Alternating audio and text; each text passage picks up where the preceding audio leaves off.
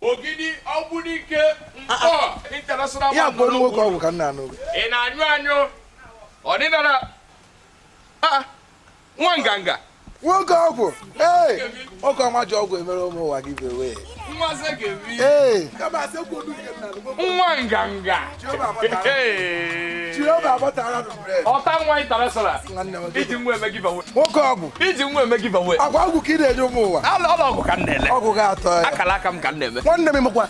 Ogwu ihe bụ last start ọrụ bịakwara ọrụ anya. Hey. You don't mean it. Erigide mota ka erigide ndị bansa dọ ma dọfụta nwu. Ewere polisi mee ma arrest. Ebewe ya ikpe. Ejo. Mmeri ene. Ejo dị malite. Emeri m n'ọgụ. Kesi nọ na mkpọ eme. Enwe nwa ndu futere Chidimma. Atago m ndị mkpọ. Chitasago etagbuka ataligo na nwatakịrị tọwara anya. Nduru onye ya dị ha. Ịghọtago wee sizie ka mmaizi aka na Ogbunike mfesi ndị sada. Ịtala Ogbunike niile tala Ogbunike. Ịta Ogidi. Ogidi ga-awụ next 2 weeks. Can't go to Ogbunike this week. Iji nwe eme giveaway. Akara aka m ka ndebe. O nwekwa ọgwụ ọzọ nọ on board. Ewuchi m nke bụ 4 days. Illegal 4 days ka eji ya lit. 4 working days ma lit. 4 days. Na-enye ni. Ịzala anya ngaji bụ n'ụtụtụ ngaji abụọ n'abalị. Ewuchi. Onye ọbụla ịkpala aka. Ọzọ mma. Na a na-ewu ndị sugar daddy abụọ maka ọgwụ n'ụwa. Amanye waji bulletproof. Ị mara anyị nọ low key maka. Aka masị ịdịkwa skas n'anya. Inwe PhD n'ịta nwa, inwe PhD n'inye ọgwụ eji ata nwa. Menu n'onwe n'aka, inu n'onwe n'aka. A na-agbakwa ọsọ n'igwe. Una not dealing with carnal things. Anywhere the real. A na-ata nwa atala nwa. Una mara na nwa na-ata na slash cut off mark n'igwe. Inwe PhD n'ịta nwa, inwe PhD n'inye ọgwụ eji ata nwa. Business ka nne m onye amụma. Ịta nwa dị n'akwụkwọ nsọ. Ịmakwa ọbụna nwere egbe gbagbuo unu na-abụ ma bụrụ n'ụzọ ruo n'igwe make sure na abara gate of heaven.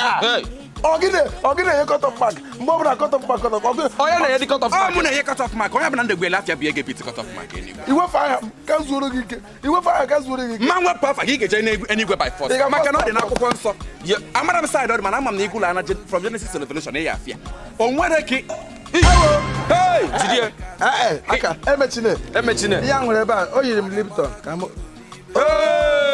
adịka tọntọm adịka ndị be m tie tọntọm na onye ọma na-atakwu nwa ndị adịghị na-enwebi iwe n'okpu nna be enyi epentiri ya gị nwa siri weta ya red n'eti ihe adịka sweet ndị n'igwe nye m ka ihe eji ọtago the whole Nigeria ya ka iji eri ka ihe eji ị na-ata Nigeria kọndọm ka itinye n'akwụkwọ nsọ kọndọm mba tọntọm nye m ịmakwa nọ ndị ilo tie arịka taraba ngwa nsogbu onwekwa onye onye ire anara atụ ndị ilo tiri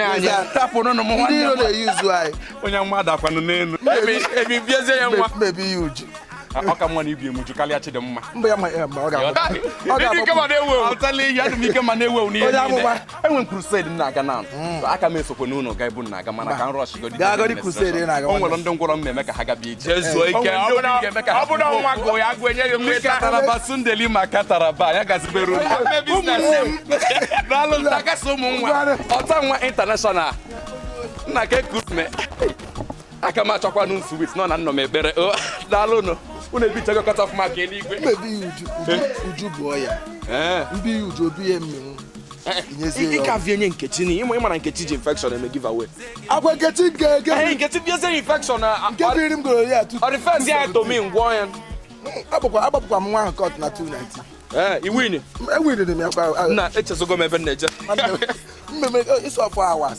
ka mmewe kọlụ kịta 4 days ụzụ mma emezi melum transfer ụzụ mma ana m abịa nwoke ọgwụ onye ka eji bekwere gị ewuchi m togbo gbukwe gị mgbe ọ bụla ị na-enye m ọgwụ na-efikwe m nwa. Shot by the Gardener Vigorous.